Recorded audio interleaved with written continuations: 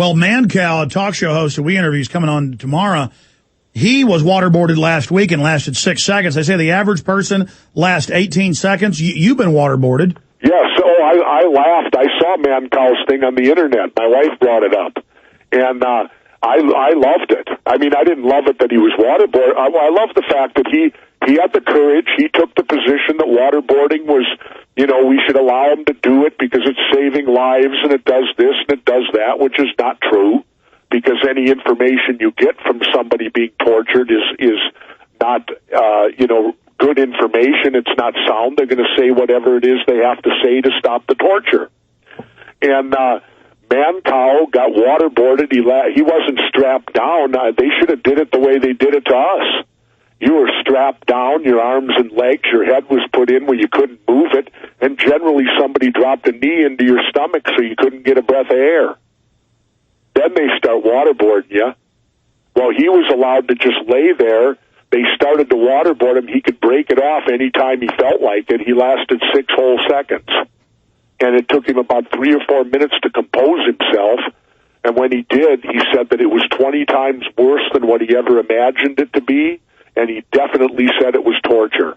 Jesse, I've got the answer. If you want to get publicity on this torture, this would be huge. You need, and we could hire the crew, even come up to Minnesota and have the news there do it, have you waterboarded to show people and challenge media people. I've been waterboarded. I'm not getting waterboarded. No, I know. Okay, then you can do the waterboard. I don't need it. I don't, look at Alex, I went through BUDS, Basic Underwater Demolition SEAL Training.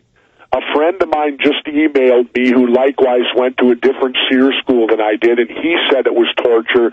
He also went through BUDS. He was class 56, I was class 58. We served together overseas.